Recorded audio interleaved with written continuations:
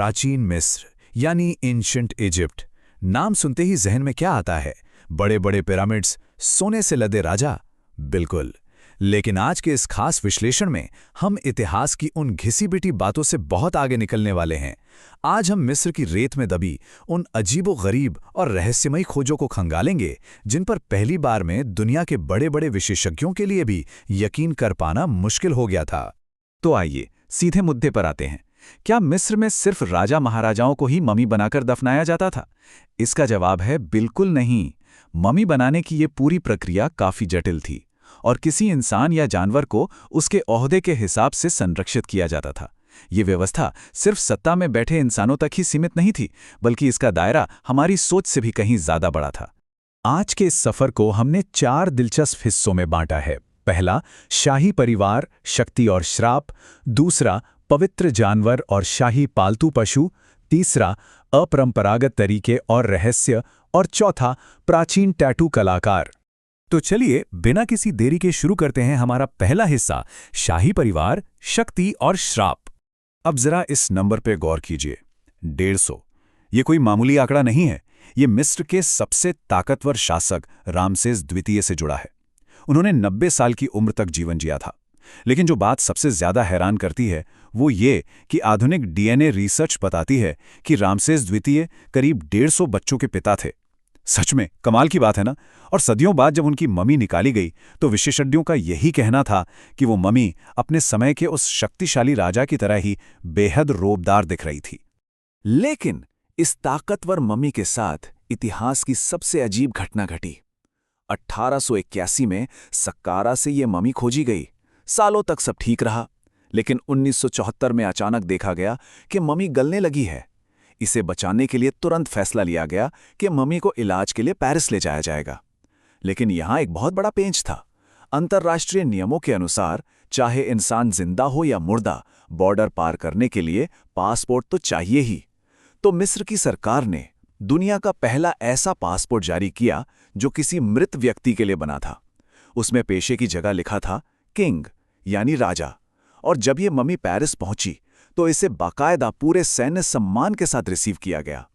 इन घटनाओं से साफ हो जाता है कि मिस्र का इतिहास कितना रहस्यमयी है।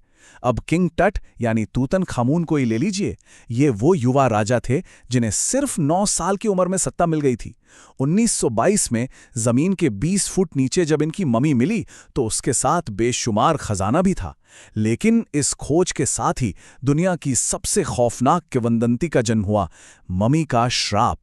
हुआ ये कि इस पूरी खोज की फंडिंग करने वाले लॉर्ड कार्नारवन की ममी मिलने के कुछ ही दिन बाद एक मच्छर के काटने से रहस्यमयी मौत हो गई।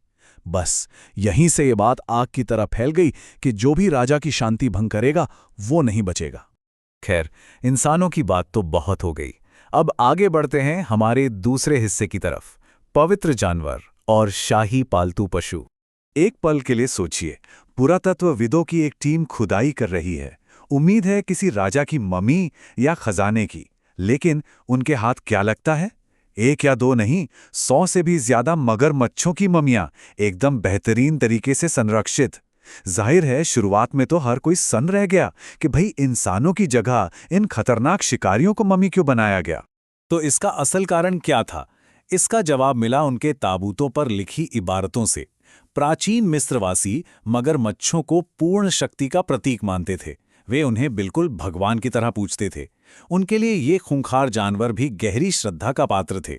यही वजह है कि उस दौर में ऐसी कई मूर्तियां भी बनाई गईं जिनका शरीर तो इंसान का था, लेकिन सिर मगरमच्छ का। और बात सिर्फ खूंखार जानवरों तक ही सीमित नहीं थी। जरा इस 3000 साल पुराने पालतू हिरण के बारे में सोचिए। यह स्पष्ट रूप से किसी प्राचीन रानी का पालतू जानवर रहा होगा। लेकिन हैरानी की बात यह है कि इस हिरण को बिल्कुल उसी शाही और भव्य तरीके से ममी बनाकर दफनाया गया था जैसे मिस्र के राजाओं और रानियों को दफनाया जाता था।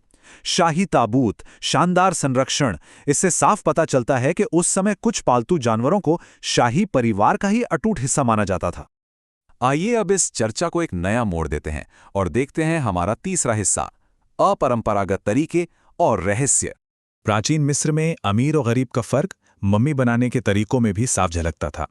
जो लोग अमीर थे उनके शरीर को बचाने के लिए रेजिन नाम के एक बेहद महंगे प्लांट केमिकल का इस्तेमाल होता था। लेकिन जो गरीब थे वो क्या करते? ऑस्ट्रेलियाई शोधकर्ताओं को एक ऐसी मम्मी मिली जिस पर रेजिन नहीं बल्कि पूरी तरह से मिट्टी का लेप चढ़ा हुआ था। ये मड ममी यानी मिट्टी से ढकी ममी एक 25 साल की गरीब महिला की थी।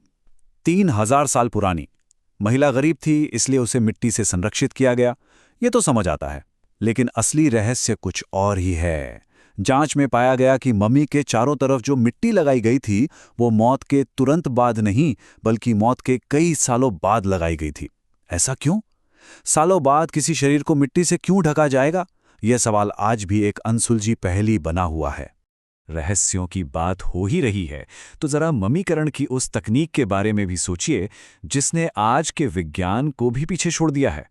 लेडी राय नाम की इस महिला का ही उदाहरण लेते हैं। आज से 3550 साल पहले जब इनकी मौत हुई तो उम्र थी करीब 35 साल। ये किसी रानी की नर्स रही होंगी। लेकिन करीब 140 साल पहले जब इनकी मम्मी खोजी गई तो विशेषज्ञों की आंखें फटी की फटी रह गईं। हजारों साल बीत जाने के बाद भी लेडी राय के बाल इतनी बेहतरीन हालत में थे मानो उन्हें कुछ ही महीनों पहले स्टाइल किया गया हो। वाकई ये किसी चमत्कार से कम नहीं है। चलिए अब आगे बढ़ते हैं और देखते हैं कि ये सब हमें हमारे चौथे और आखिरी हिस्से तक कैसे ले जाता है, प्राचीन टैटू कलाकार। हम अक्सर सोचते हैं ना कि शरीर पर टैटू बनवाना तो आज के ज़माने का ट्रेंड है, लेकिन मिस्र की रेत कुछ और ही कहानी सुनाती है। दीर अल मदीना नाम की जगह पर पुरातत्वविदों को 7 ऐसी महिलाओं की मम्मियां मिलीं जिनके शरीर पर टैटू बने हुए थे। इनमें से एक महिला की मम्मी तो ऐसी थी जिसके शरीर पर 30 से भी ज्यादा बारीक और जटिल टैटू उकेरे गए थे। खुद विशेषज्ञों का मानना है कि उन्होंने इतने स्पष्ट और पुराने टैटू पहले कभी नहीं देखे थे। अब सवाल यह है कि इन टैटू का आखिर मतलब क्या था? ये कोई मामूली सजावट या फैशन नहीं था। शोधकर्ताओं का मानना है कि ये टैटू इस बात का सबूत है कि ये महिलाएं अपने समय की बेहद सम्मानित वॉल आर्टिस्ट थीं।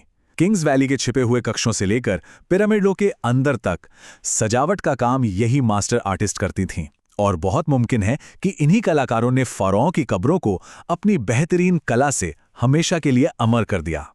मुर्दार राजाओं के पासपोर्ट से लेकर मगरमच्छों की मम्मियों और टैटू बनाने वाले कलाकारों तक, इस पूरे विश्लेषण ने हमें दिखाया है कि प्राचीन मिस्र का इतिहास हमारी सोच से कहीं ज़्यादा अनोखा और अजीब है। अब सबसे बड़ा सवाल यही उठता है कि मिट्टी के लेप और छिपे हुए टैटू जैसे इन रहस्यों के बाद मिस्र की इस विशाल रेत के नीचे और क्या-क्या दफन है जो हमारे सामने आने का इंतजार कर रहा है। ज्ञान से भरे ऐसे ही और दिलचस्प विश्लेषणों के लिए हमारे साथ जुड़े रहें।